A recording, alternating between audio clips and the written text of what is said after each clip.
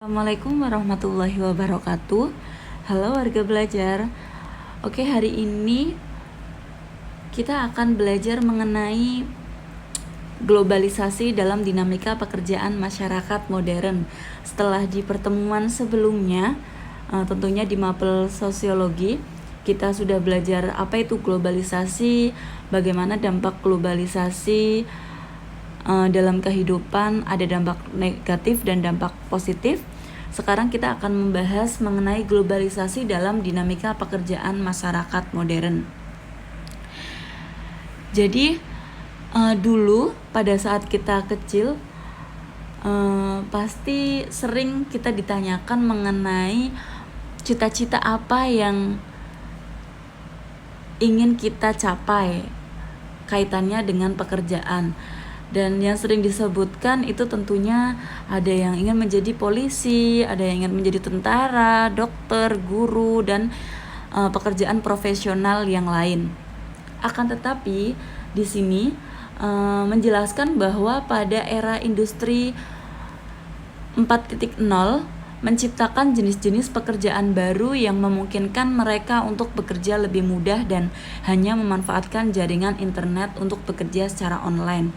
Jadi di sini dijelaskan bahwa adanya globalisasi itu menciptakan jenis-jenis pekerjaan yang lebih luas, bukan hanya pekerjaan seputar yang saya sebutkan tadi, ada polisi, dokter, dan lain-lain.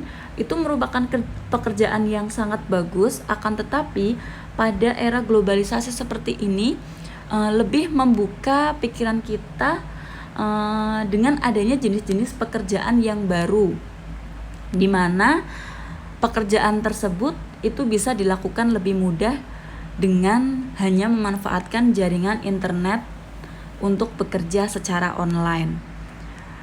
Pekerjaan itu apa saja?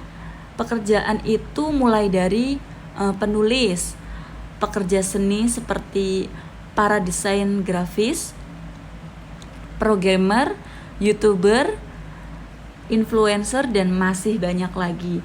Yang pastinya warga belajar tahu itu YouTuber ya. YouTuber itu bisa dikatakan pekerja seni. Jadi mereka bekerja dengan memanfaatkan media sosial berupa YouTube, di mana mereka berkreasi untuk memberikan sebuah informasi yang kemudian diupload atau diunggah, dibagikan ke YouTube sehingga semua orang bisa mengakses, bisa melihat, dan disitulah mereka mendapatkan pendapatan atau mendapatkan uang karena video atau konten yang mereka buat itu mungkin banyak yang nge-like atau mungkin banyak yang menonton.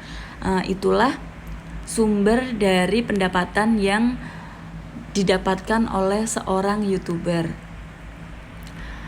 Kemudian di sini juga menjelaskan adanya digital nomad. Apa itu digital nomad? Jadi digital nomad itu istilah untuk orang yang bekerja tidak terikat oleh waktu dan tempat atau entitas perusahaan. Jadi seseorang bekerja tidak terikat oleh suatu perusahaan, di mana tentunya kalau kita bekerja di suatu perusahaan pasti kita terikat oleh waktu dan tempat. Waktu itu biasa datang ke kantor dari jam 7 sampai jam 5 misalnya. Itu kita baru pulang dari kantor. Akan tetapi digital nomad ini merupakan pekerjaan yang tidak terikat hal tersebut. Jadi orang yang bekerja tidak terikat oleh waktu, kapan saja pekerjaan itu bisa dilakukan atau di mana saja pekerjaan itu bisa dilakukan. Misalnya seperti tadi ada contohnya desainer grafis atau programmer. Mereka dalam bekerja tidak terikat oleh waktu. Mereka bisa melakukannya kapan saja sesuai mood mereka dan tidak terikat oleh tempat. Mereka bisa melakukannya di mana saja, entah itu di rumah, di kafe, ataupun di mana saja. tempatnya asalkan di situ ada koneksi internet. Karena kita berbicara tentang tadi globalisasi atau bekerja secara online tadi ya. Di sini juga dijelaskan bahwa kaum digital nomad dengan mudah singgah dari satu negara ke negara lain dalam kurun waktu singkat untuk bekerja serta merasakan pengalaman interaksi sosial dan budaya secara langsung di tempat mereka berpijak. Saya berikan salah satu contoh dari kaum digital nomad ini, dari penjelasan ini. Contohnya seorang fotografer, dia memiliki atau konten kreator deh, dia memiliki pekerjaan sebagai konten kreator. Dia dengan mudah bisa singgah dari satu negara ke negara lain untuk bekerja. Jadi dia bisa bekerja di, misalnya orang luar bekerja di Bali, dia membuat konten mengenai budaya Bali, dia berinteraksi dengan orang-orang Bali yang kemudian dia rekam, dia buat sebuah konten.